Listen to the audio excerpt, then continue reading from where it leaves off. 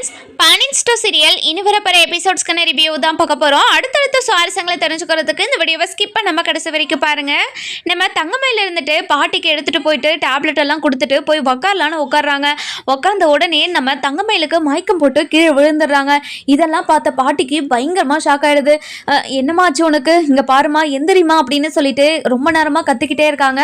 ஆனா தங்கமயில் எழுந்திருக்க மாதிரியே தெரியல, அப்படியே படுத்தபடியே தான் இருக்காங்க. அதுக்கப்புறம் என்ன, பாட்டி ரொம்பவே பயந்துகிட்டு அவங்க மருமகளுக்கு கால் பண்ணி விஷயத்த சொல்லிடுறாங்க. சொன்ன உடனே அதாவது நந்தினிக்கு பயங்கர ஷாக்கோட நம்ம மீனாக்கு கால் பண்ணி நடந்த விஷயத்தெல்லாம் சொல்லிட்டு நம்ம மீனாவை உடனே வீட்டுக்கு போய் பார்க்க சொல்றாங்க. நம்ம மீனாவும் ரொம்பவே பதறி போயிட்டு ஓடி வந்து நம்ம மயில பாக்குறாங்க. மயில விழுந்துகிட்டு இருக்கிறத பார்த்துட்டு பயங்கர ஷாக்ல, அக்கா உங்களுக்கு என்னாச்சுக்கா, அதுக்காக தான் நீங்க நிறைய வேலை செய்யாதீங்கன்னு உங்ககிட்ட நிறைய வாட்டி சொன்னேன், உங்களால செய்ய முடியுமானோ கேட்டுக்கிட்டே இருந்தேன், நீங்க கேட்டீங்களா அப்படின்னு சொல்லிட்டு தண்ணி எடுத்து தெளிக்கிறாங்க. அப்பதான் நம்ம தங்கமயில் எழுந்திரிச்சு உட்காடுறாங்க. உட்கார்ந்த உடனே நம்ம தங்கமயில் அப்படியே ஒரு மாதிரி சோர்வா இருக்கிறத பார்த்துட்டு, அக்கா என்னாச்சுக்கா, சாப்பிட்டீங்களா இல்லையா அப்படின்னு சொல்லி கேட்கவும், இல்ல மீனா அப்படின்னு சொல்லிட்டு ஒரு மாதிரி பேச முடியாம பேசிக்கிட்டு இருக்காங்க. இதெல்லாம் பார்த்துக்கிட்டு இருந்த பாட்டி இருந்துட்டு, இங்க பாருமா, அந்த பொண்ணு காலையில இருந்து மயக்கமா வருதுன்னு சொல்லிக்கிட்டே இருந்துச்சு, கொஞ்ச நேரத்துக்கு முன்னாடி தான் போய் வாந்தியும் இழுத்துட்டு வந்துச்சு, என்னம்மா நீ மாசமா இருக்கியான்னு கூட கேட்டேன், அப்படியெல்லாம் ஒன்றும் இல்லைன்னு சொல்லிடுச்சு, நீ போயிட்டு ஹாஸ்பிட்டல்ல செக் பண்ணிட்டு வாமா, கண்டிப்பா இந்த பொண்ணு மாசமா தான் இருக்கும் அப்படின்னு நம்ம மீனா கிட்ட சொல்றாங்க. மீனாவும் டாக்டர் கிட்ட கூட்டிட்டு போறாங்க. நம்ம தங்கமயில போன உடனே, டாக்டர் இப்படி தான் டாக்டர் இவங்களுக்கு சிம்டம்ஸ் எல்லாம் இருக்குது அப்படின்னு சொல்லிட்டு டாக்டர் கிட்ட சொல்லவும், டாக்டரும் ஃபர்ஸ்ட் யூரின் டெஸ்ட் எடுத்து பார்ப்போம் அப்படின்னு நம்ம தங்கமயில கூட்டிட்டு போயிட்டு யூரின் எல்லாம் கலெக்ட் பண்ணிட்டு வர சொல்றாங்க. அதுக்கப்புறம் என்ன, யூரின் டெஸ்ட்டும் எடுத்து ரிப்போர்ட்டும் வந்துடுது. வந்த உடனே டாக்டர் எல்லாத்தையும் செக் பண்ணிட்டு ரொம்பவே சந்தோஷமா, இங்க பாருங்கம்மா நீங்க பிரெக்னண்டா இருக்கீங்க, பாருங்க ரெட்டை கோடு வந்திருக்கு, இங்க பாருங்க மேடம், போன தடவையும் இந்த கிட்ல தான் பாசிட்டிவ் வந்துச்சு, ஆனா நீங்க ஃபால் பிரெக்னன்சின்னு சொல்லிட்டீங்க மேடம் அப்படின்னு சொல்லவும், இங்க பாருமா இந்த தடவை நீங்க உண்மையாவே பிரெக்னன்ட் ஆயிருக்கீங்க, ரொம்ப சந்தோஷமா இருக்குல்ல உங்களுக்கு அப்படின்னு சொல்லவும், இதை கேட்ட தங்கமயிலுக்கு என்ன பண்றதுன்னே தெரியல, அப்படியே தலகாலே புரியல, அவ்வளவு சந்தோஷமா இருக்காங்க. அதுக்கப்புறம் என்ன, அக்கா எனக்கு ரொம்ப சந்தோஷமா இருக்குதுக்கா, நீங்க இப்படி ஒரு விஷயத்த எல்லாருக்கும் சொல்லுவீங்கன்னு நினச்சி கூட பார்க்கல, கண்டிப்பாக இந்த விஷயத்த மாமா கேட்டார்னா மாமா ரொம்ப சந்தோஷப்படுவார் இல்லை அப்படின்னு சொல்லவும், மீனா எனக்கு இப்படி ஒரு பாக்கியம் இல்லவே இல்லைன்னு நினச்சிக்கிட்டு இருந்தேன் தெரியுமா, ஆனால் எனக்கு இவ்வளோ பெரிய மன நிம்மதியை கொடுத்தது அந்த கடவுள் தான், கடவுளே ரொம்ப நன்றி கடவுளே, நான் எவ்வளோ கஷ்டத்தில் இருந்தேன் தெரியுமா, அந்த கஷ்டத்தெல்லாம் போக்குறதுக்காக எனக்கு இப்போது என்னோட வயிற்றில் குழந்தைய வளர வச்சுட்டே கடவுளே அப்படின்னு பயங்கர சந்தோஷமாக வேண்டிக்கிட்டு இருக்காங்க.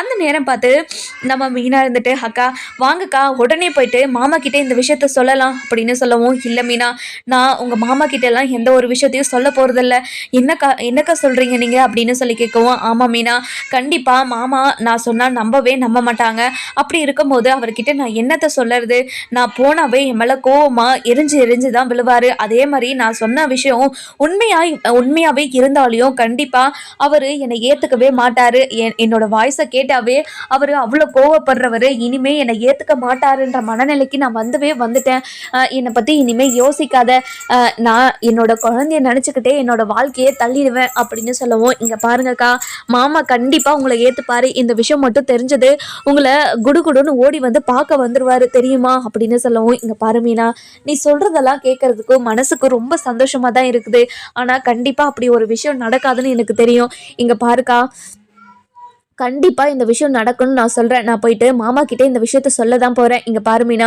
நீ சொன்னாலையும் கண்டிப்பாக மாமா இதை நம்ப போகிறதில்ல, அப்படி இருக்கும்போது நான் எதுக்காக மாமா கிட்டே இந்த விஷயத்தெல்லாம் சொல்லணும், நான் வீட்டுக்கு போகிறேன் மீனா, அங்கே போயிட்டு வேலையெல்லாம் இருக்குது, அந்த வேலையெல்லாம் செஞ்சு முடிச்சுட்டு தான் நான் வீட்டுக்கே கிளம்பணும், எனக்கு டைம் ஆகுது மீனா, நான் போகிறேன் மீனா அப்படின்னு சொல்லவும், அக்கா நீங்கள் இந்த டைமில் ரொம்ப ஸ்ட்ரெயின் பண்ணக்கூடாதுக்கா, நீங்கள் கொஞ்சம் ஜாக்கிரதையாகவே இருங்க, ரொம்ப அதிகமான வேலையெல்லாம் பார்க்காதீங்க அப்படின்னு சொல்லவும், இங்கே பாரு மீனா சாப்பாடு செய்கிற வேலையும் பாட்டியை பார்த்துக்கிற வேலையும் தான், எப்போவுமே வீட்டில் செய்கிற வேலை தானே, அதெல்லாம் ஒன்றும் இல்லை நான் பார்த்துக்கிறேன் அப்படின்னு சொல்லிட்டு கிளம்பிடுறாங்க. இந்த பக்கம் பார்த்தீங்கன்னா நம்ம மீனா இருந்துட்டு சரவணன் அதாவது கடைக்கு வராங்க. வந்த உடனே சரவணனை பார்த்துட்டு, மாமா உங்ககிட்ட தனியாக ஒரு விஷயம் பேசணும் மாமா, அதனால தான் உங்களை பார்க்கலான்னு கடைக்கு ஓடி வந்தேன் அப்படின்னு சொல்லவும், என்னப்பா மீனா என்கிட்ட என்ன விஷயம் பேசணும், இங்கே பாரு மீனா முதலே உங்ககிட்ட சொல்லிடுறேன், மயிலை பற்றின விஷயத்த பற்றி என்கிட்ட பேசுறதா இருந்தால் கண்டிப்பாக நான் உங்ககிட்ட பேசுறதுக்கு வரமாட்டேன் மீனா அப்படின்னு சொல்லிடுறாங்க. மாமா வேற விஷயம் மாமா, வாங்க மாமா அப்படின்னு சொல்லிட்டு வெளியே கூட்டிகிட்டு போகிறாங்க. போன உடனே இங்கே பாருங்க மாமா, உங்களுக்கு இன்னைக்கு என்ன நடந்துச்சுன்னு தெரியுமா அப்படின்னு சொல்லி கேட்கவும், சொல்லு மீனா என்ன நடந்துச்சு அப்படின்னு சொல்லி கேட்குறாங்க. இங்கே பாருங்க மாமா, மயிலாக்கா மயக்கம் போட்டு கீழே விழுந்துட்டாங்க. அவங்கள நான் ஹாஸ்பிட்டலுக்கு கூட்டிகிட்டு போயிட்டு செக் பண்ணி பார்த்தேன். ஆனால் அவங்க ப்ரெக்னெண்ட்டாக இருக்காங்க மாமா. அதை கேட்டதுலேருந்து இப்போ வரைக்குமே எனக்கு எவ்வளோ சந்தோஷமாக இருக்குது தெரியுமா? இந்த விஷயத்த உங்ககிட்ட முதல்ல சொல்லுங்கன்னு தான் சொன்னேன். ஆனால் நான் சொன்னால் கண்டிப்பாக மாமா நம்ப மாட்டார், மாமா என்னை ஏற்றுக்கவும் மாட்டார். நான் இந்த விஷயத்த அவர்கிட்ட சொல்கிறதாவே இல்லை அப்படின்னு அக்கா சொல்லிட்டாங்க அப்படின்னு சொல்கிறாங்க. இதை கேட்ட உடனே நம்ம சரவணனுக்கு ஒரு மாதிரி எமோஷ்னலாக ஆகுது தான். ஆனால் மயில மேலே இருக்கிற கோவத்தால் ரொம்பவே கோவமாக, இங்கே பாரு மீனா, அவள் எவ்வளோ பெரிய நாடகக்காரின்னு எனக்கு தெரியும். உன்னை அதாவது உன்கிட்ட மயக்கம் போடுற மாதிரி நடிச்சு கூட உன்னை ஹாஸ்பிட்டலுக்கு கூட்டிகிட்டு போய் வச்சு அங்கே டாக்டர்கிட்ட இப்படியெல்லாம் சொல்லுங்கன்னு கூட சொல்லியிருப்பா. அவளை பற்றி எனக்கு நல்லாவே தெரியும். இப்படி ஒரு விஷயம் நடக்கிறதுக்கு வாய்ப்பே கிடையாது. அப்படி இருக்கும்போது நீ எப்படி இப்படியெல்லாம் சொல்கிற அப்படின்னு சொல்லவும், இங்கே பாருங்க மாமா, மயிலாக்காவும் இப்படியே தான் சொன்னாங்க. கண்டிப்பாக நான் இந்த விஷயத்த சொன்னேன்னா மாமா நம்பவே மாட்டார், இந்த மாதிரி தான் ஏதாச்சும் சொல்லுவார், விடுமினா அப்படின்னு என்னதான் சமாதானப்படுத்தினாங்க. இங்கே பாருங்க மாமா, மயிலக்கா உண்மையாகவே ப்ரெக்னென்ட் ஆயிருக்காங்க. நீங்கள் கொஞ்ச நேரம் உட்காந்து மயிலக்காவை பற்றி யோசிச்சிங்கன்னா கண்டிப்பாக உங்களுக்கே புரியும்.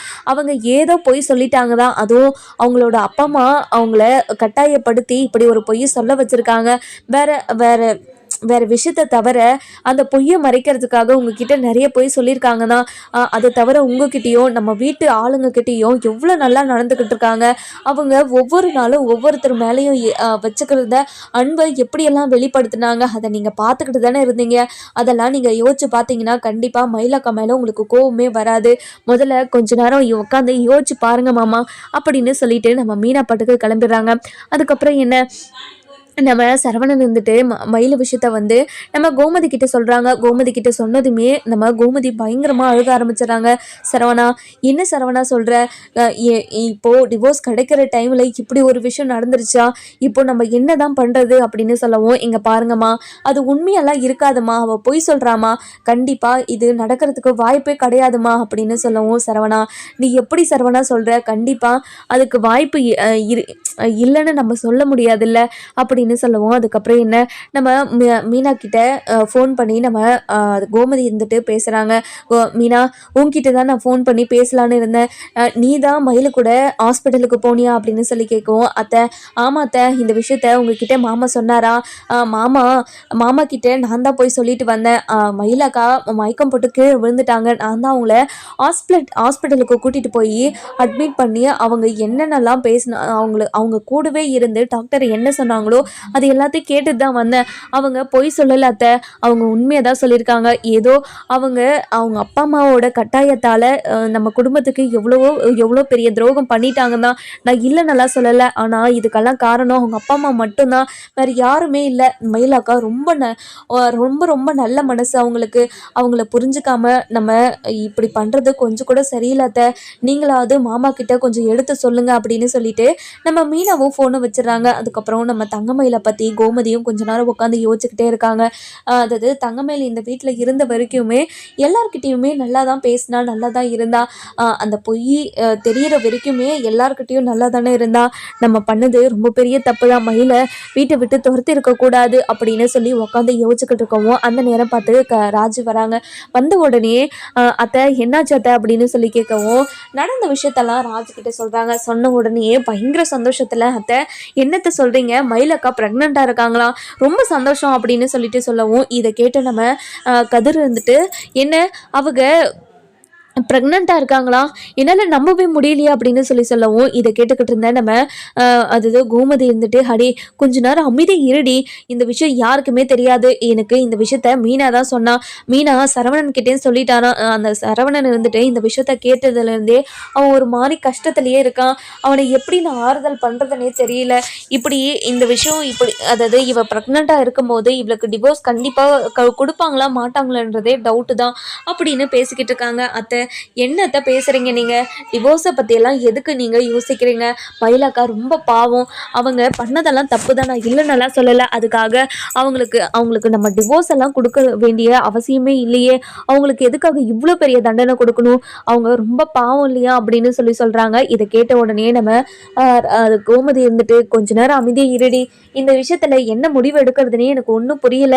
இங்கே பாருடி, உன்னோட மாமா வந்த உடனே நீ இந்த விஷயத்த அவர் காதில் போட்டு வை, அவர் என்ன முடிவு எடுக்கிறாருன்னு நம்மளும் பார்ப்போம் அப்படின்னு சொல்கிறாங்க. இன்னொரு பக்கம் பார்த்தீங்கன்னா, நம்ம அப்பத்தாவை அதாவது நம்ம சக்திவேல் இருந்துட்டு சரமாரியாக கேள்வி கேட்டுக்கிட்டே இருக்காங்க பயங்கர கோவத்தோட. அதுக்கப்புறம் நம்ம அப்பத்தா இருந்துட்டு, இங்கே பாருடா, நான் தாண்டா இந்த கல்யாணத்தை நிறுத்தினேன். எதுக்காக? என்னோட பேரனோட வாழ்க்கை நல்லா இருக்கணுன்றதுக்காக தாண்டா இந்த கல்யாணத்தை நிறுத்தினேன் அப்படின்னு சொல்லவும், இதை கேட்ட உடனே சக்திவேலுக்கு பயங்கர கோவம் வந்துடுது. இங்கே பாருங்க அத்தா, என் பையனோட வாழ்க்கை நல்லா இருக்கணும்னு நீங்கள் நினச்சிக்கிட்டு இருந்தா கண்டிப்பாக இந்த கல்யாணத்தை நீங்கள் நல்லபடியாக நடத்தி கொடுத்துருப்பீங்க. அது இல்லாமல் இப்போது கல்யாணத்தை நிறுத்திட்டு வந்து என்னோட பேரனோட வாழ்க்கை நல்லா இருக்கணுன்றதுக்காக தான் இப்படியெல்லாம் பண்ணன்னு சொல்கிறீங்க. உங்களுக்கு மனசாட்சி இருந்து ஒன்று இல்லவே இல்லையா அப்படின்னு சொல்லி கேட்கவும், இங்கே பாருடா, உனக்கு தாண்டா மனசாட்சி இருந்தது ஒன்று இல்லை. உன்னோட பையனுக்கு இந்த கல்யாணத்துக்கு விருப்பம் இருக்குதா இல்லையான்னு கூட கேட்காம, ஒரு வார்த்தை கூட கேட்காம நீ பாட்டுக்கு இந்த கல்யாணத்துக்கு ஏற்பாடு பண்ணா, அவனுக்கு இந்த கல்யாணம் பிடிச்சிக்குதா இல்லையான்னு நீ ஒரு வார்த்தையாவது அவனை கேட்டியாடா? அவனுக்கு இந்த கல்யாணத்தில் விருப்பம் இல்லை, அதனால தான் இந்த கல்யாணத்தை நான் நிறுத்தினேன் அப்படின்னு சொல்லிடுறாங்க. இதை கேட்ட உடனே நம்ம சக்திவேலுக்கு பயங்கரமாக ஷாக் ஆகுது.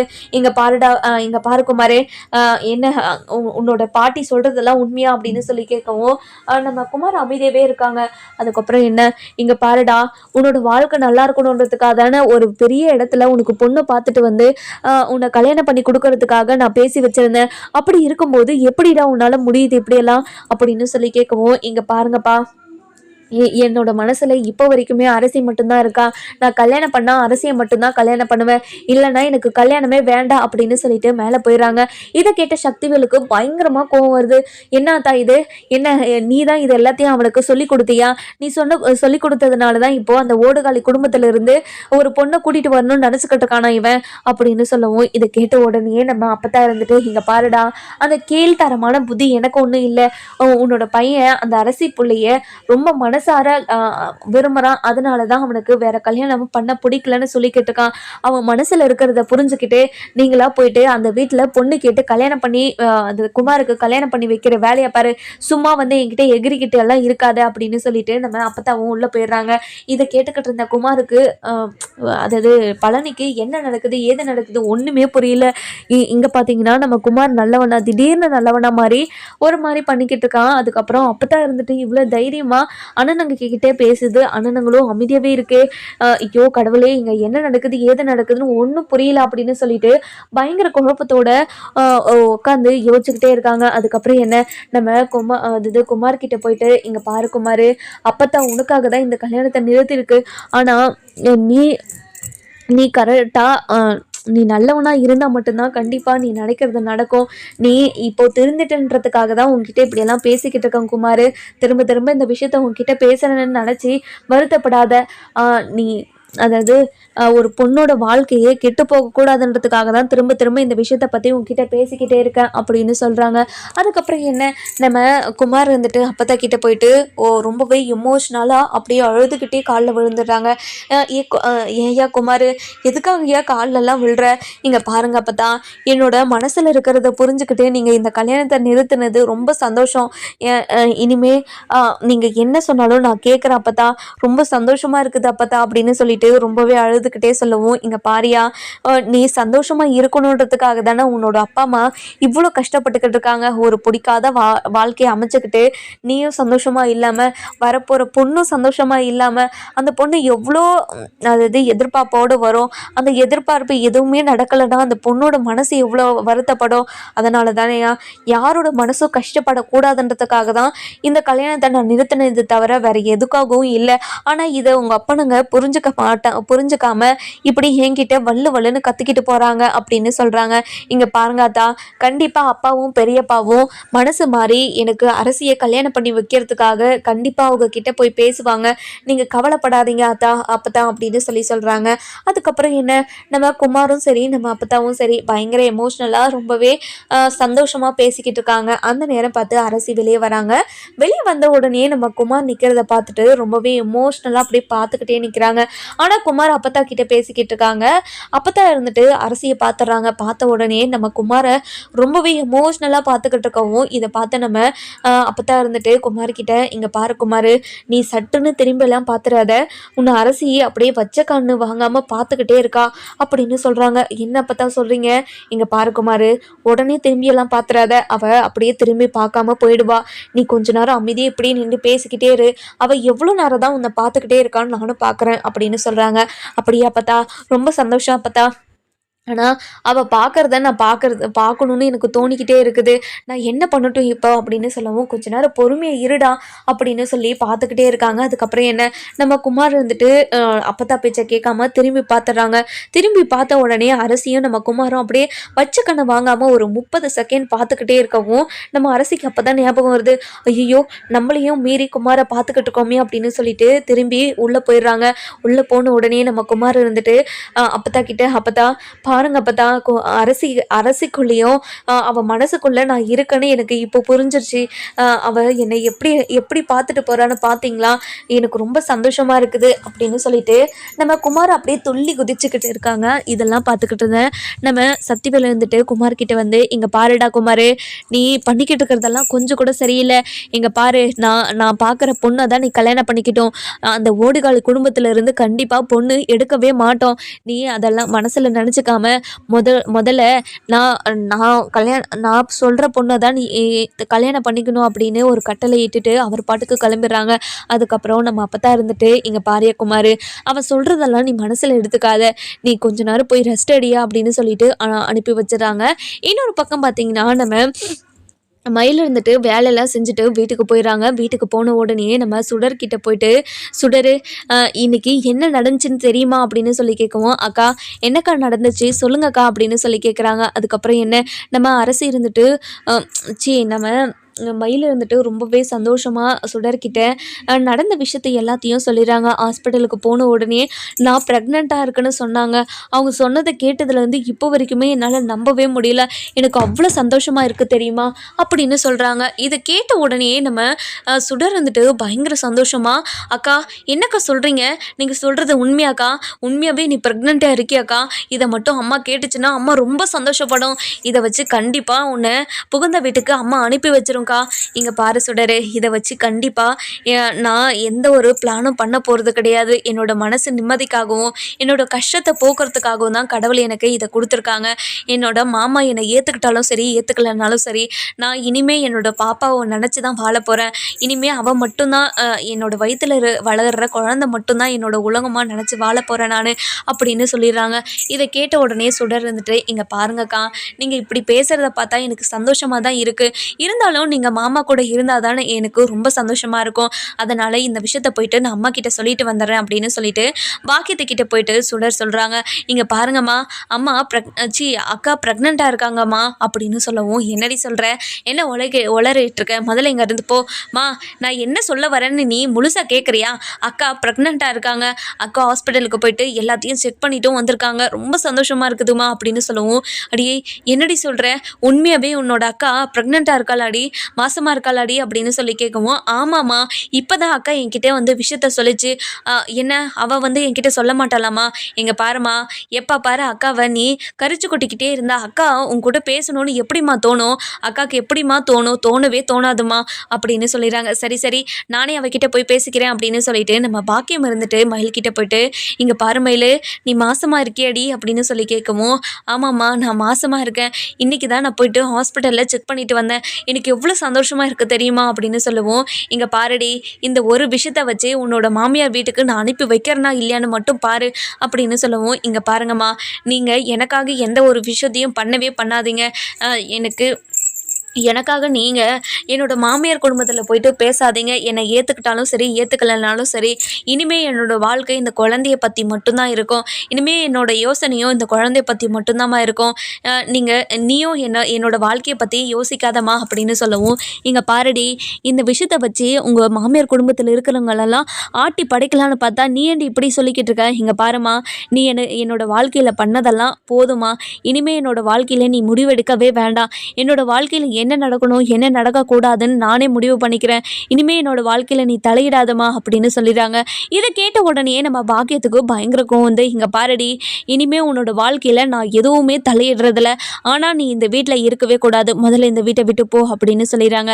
எனக்கு தெரியுமா, நீங்கள் இப்படி ஒரு வார்த்தையை தான் சொல்லுவீங்கன்னு எனக்கு தெரியும். நானே ஒரு வீடு பார்த்துட்டேம்மா.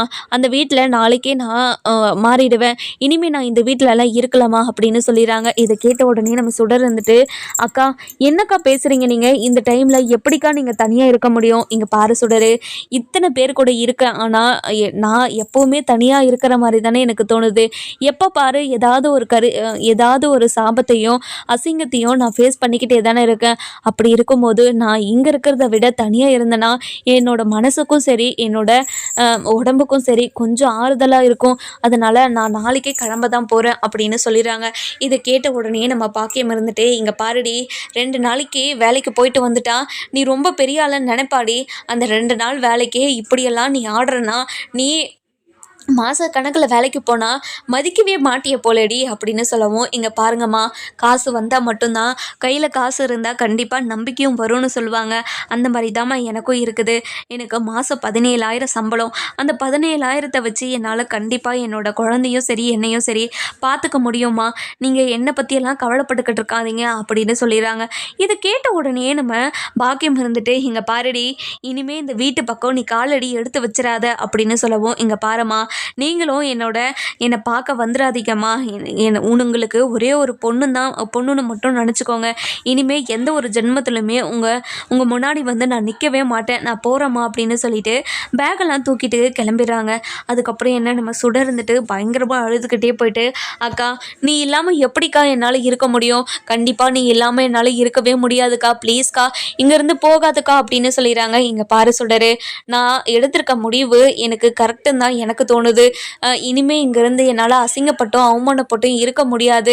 இங்கே பாரு சுடரு, அக்காவோட வாழ்க்கையை நீ ஒரு பாடமாக எடுத்துக்கிட்டு உன்னோட வாழ்க்கையில் எதெல்லாம் செய்யக்கூடாதோ நீ கண்டிப்பாக எதுவுமே என்னோட வாழ்க்கையில் நடந்த எந்த தப்புமே நீ பண்ணிடக்கூடாது சுடரு.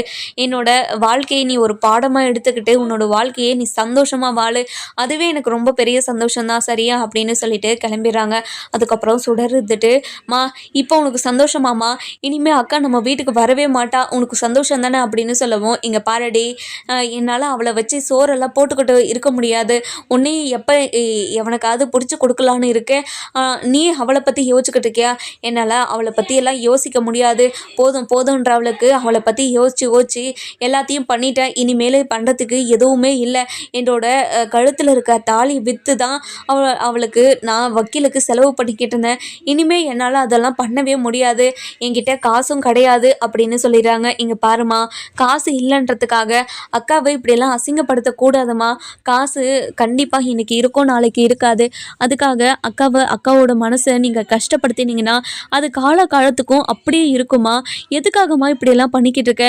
நீ பண்ணுறது கொஞ்சம் கூட சரியில்லைம்மா அப்படின்னு சொல்லவும், இங்கே பாருடி, எது சரி எது தப்புன்னு எல்லாமே எனக்கு தெரியும். முதல்ல இங்கேருந்து போ அப்படின்னு சொல்லிடுறாங்க. அதுக்கப்புறம் என்ன, நம்ம மீனா இருந்துட்டு மயிலை பார்க்கலான்னு சொல்லிட்டு வீட்டுக்கு வராங்க. வீட்டுக்கு வந்த உடனே நம்ம சுடர் இருந்துட்டு, அக்கா நீங்கள் எப்படிக்கா இங்கே அப்படின்னு சொல்லி கேட்கவும், மயில் அக்கா இருக்காங்களா அப்படின்னு சொல்லி கேட்குறாங்க. நடந்த விஷயத்தெல்லாம் நம்ம சுடர் இருந்துட்டு மீனா கிட்ட சொல்லவும், மீனாக்கு பயங்கர கோவமா, இங்கே பாருங்கள், உங்கள் பொண்ணு மாசமாக இருக்காங்கன்னு சொல்லிட்டு உங்ககிட்ட சொல்லியிருப்பாங்கல்ல, சொன்னதுக்கப்புறமும் உங்களை இந்த வீட்டை விட்டு போக விட்டுருக்கீங்களே, உங்களுக்கு மனசாட்சின்றது ஒன்று இல்லவே இல்லையா? இங்கே பாருமா, அவளை இந்த வீட்டை விட்டு போகிறேன்றவளை என்னாலெல்லாம் தடுத்து நிறுத்தலாம் முடியாது. அவ்வளோ நல்ல மனசெல்லாம் எனக்கு கிடையாது. எங்கள் வீட்டில் இருக்கிறவங்களுக்கே என்னால் சமைச்சு கொட்டிக்கிட்டு இருக்க முடியல. இப்போது எக்ஸ்ட்ரா ஒருத்தி வந்து அவளுக்கு எப்படி நான் சமைச்சு போட்டுக்கிட்டு இருக்க முடியும் அப்படின்னு சொல்லவும், இதை கேட்ட உடனே நம்ம மயிலை பற்றி பேசின உடனே நம்ம மீனாக்கு பயங்கர கோவம் வந்துடுது. இங்கே பாருங்கம்மா, நீங்கள் பண்ணுறது கொஞ்சம் கூட சரியில்லைம்மா. ஏம்மா இப்படியெல்லாம் பண்ணிக்கிட்டு இருக்கீங்க? நீங்கள் பெத்த பொண்ணு தானே. பெத்த பொண்ணு கஷ்டப்படுறத எந்த அம்மாவாலையும் தாங்கிக்க முடியாதுன்னு சொல்லுவாங்க. ஆனால் நீங்கள் அந்த அந்த பொண்ணு எப்படி போனாலும் சரி, என்னோட வாழ்க்கையில் குறுக்க வராமல் இருந்தால் சரி அப்படின்னு நீங்கள் பாட்டுக்கு இருக்கீங்களே, நீங்கள் நினைக்கிறது கொஞ்சம் கூட சரியே இல்லைம்மா அப்படின்னு சொல்லிடுறாங்க. இதை கேட்ட உடனே நம்ம மீனா இருந்துட்டு பயங்கர கோவமா, இங்கே பாருங்க, உங்ககிட்ட பேசுறது ரொம்ப வேஸ்ட்டு அப்படின்னு சொல்லிட்டு நம்ம மயிலுக்கு கால் பண்ணுறாங்க. மயிலுக்கு கால் பண்ண உடனே நம்ம மயிலும் ஃபோனை எடுத்து, மீனா எனக்கு தெரியும் மீனா, நீ வீட்டுக்கு போயிருப்பேன்னு, வீட்டில் இருந்து ஒரு 100 மீட்டர் தள்ளி தான் நான் வீடு எடுத்திருக்கேன், நீ அங்கே வந்துரு மீனா அப்படின்னு சொல்கிறாங்க. அதுக்கப்புறம், அக்கா எதுக்காகக்கா இப்படி ஒரு முடிவு எடுத்திருக்கீங்க, நீங்கள் இப்படியெல்லாம் கஷ்டப்படணுமா, இங்கே பாரு மீனா, என்ன பண்ணுறது, நான் என்னோட தலையில் கஷ்டப்படணும்னு எழுதியிருக்கு, நான் இந்த வீட்டில் தான் இருக்குவேன், இனிமேல் நீ எப்போ என் கூட பேசணும்னு தோணினாலும் இந்த வீட்டுக்கு வந்துடுறியா மீனா அப்படின்னு சொல்லவும், சரிக்கா நான் கிளம்புறேன் அப்படின்னு சொல்லிட்டு கிளம்பி யார் நம்ம சரவணன் கிட்ட போயிட்டு நடந்த விஷயத்தெல்லாம் சொல்லிடுறாங்க. இங்கே பாருங்க மாமா, இனிமே மயிலக்கா தனியாக தான் இருக்க போகிறாங்களாம், மயிலக்காவோட அம்மாவோட டார்ச்சர் தாங்க முடியாமல் மயிலக்கா தனியாக போயிட்டாங்க அப்படின்னு சொல்கிறாங்க. நம்ம மயிலை புரிஞ்சுக்கிட்டு நம்ம சரவணன் மயிலை ஏற்றுப்பாங்களா மாட்டாங்களான்னு சொல்லிட்டு நம்ம வர எபிசோடில் பார்க்கலாம். இந்த வீடியோ உங்களுக்கு